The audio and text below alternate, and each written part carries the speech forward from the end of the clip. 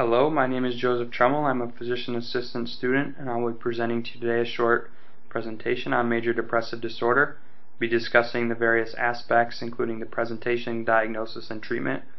Some of the slides may appear to have quite a lot of information on them, but they are questionnaires and guidelines, so you'll have them at your disposal when you'll be in clinic. So with that, let's begin. Depression is a medical illness that causes a persistent feeling of sadness and loss of interest. It can not only cause emotional but physical symptoms as well and presents in a variety of ways. Patients may complain of malaise and headaches when the underlying condition is that of depression, so that's important as a clinician to kind of discover. It's a chronic illness and it requires long-term treatment.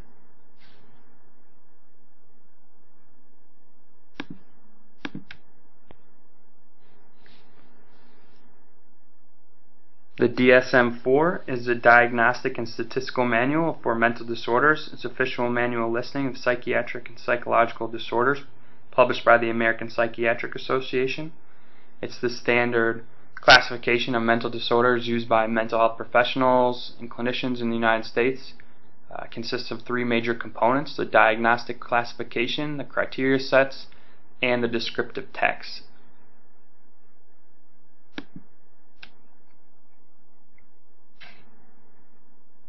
The pace and presentation of depression can be so severe sometimes, or it can appear that something's just not right. Other people may see that the person is feeling miserable or unhappy without really knowing why. It affects each person differently in many ways, so symptoms can vary. Inherited traits, age, gender, and cultural background all play a role in how depression may present. So it's important to use the DSM specific criteria in order to appropriately diagnose it. This is the specific criteria for major depressive episode or major depressive disorder. All of the symptoms along with them carry nearly every day. So you can see that it's depressed mood almost all or nearly every day.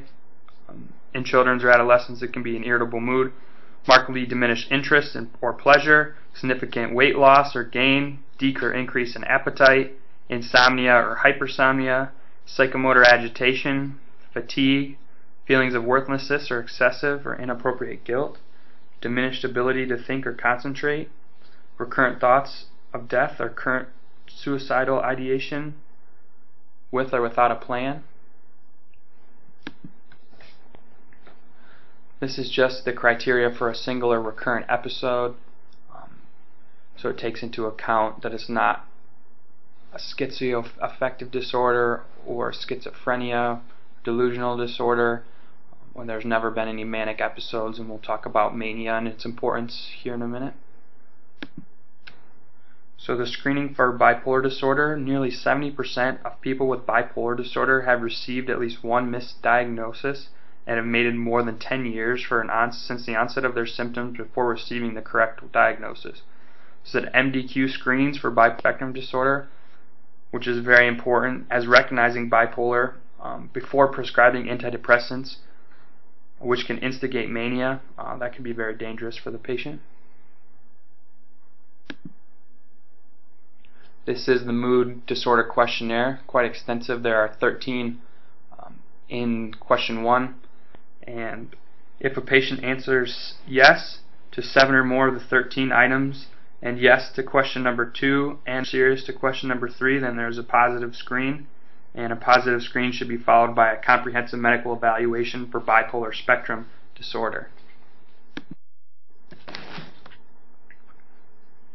So acute management of major depressive disorder. Once the diagnosis of depression is made, it's important to discuss the different treatment options. Different types of depression warrant various treatments. Some people are treated best with psychotherapy in combination with antidepressants, or options such as ECT or stimulation are available.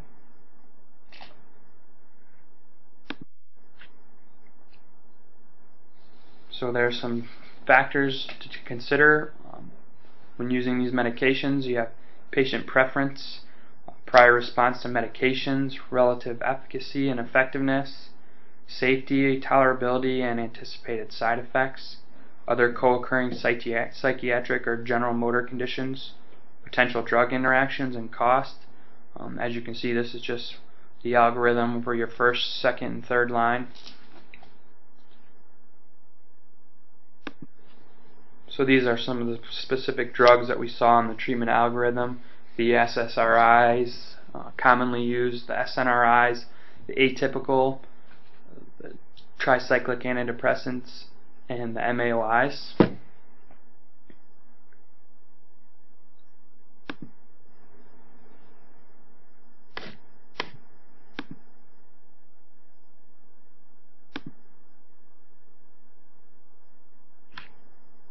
It may take some experimentation on the part of the provider to find the right antidepressant and dosage.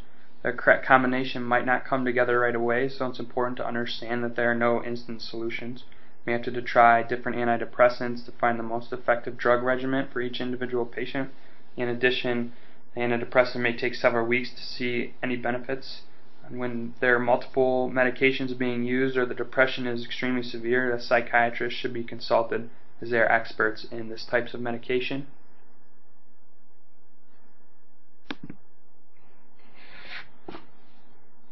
So after remission, following the depressive disorder, it's important to monitor for signs of relapse.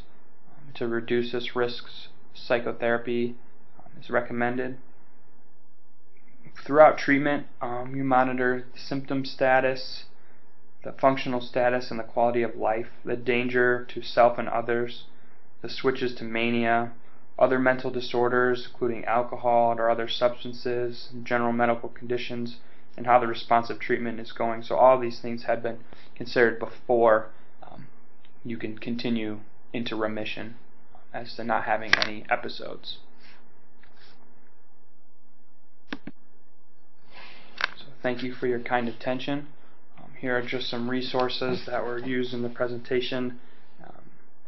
And the DSM is the standard that is used to diagnose, and it also has many of the treatment algorithms listed in it.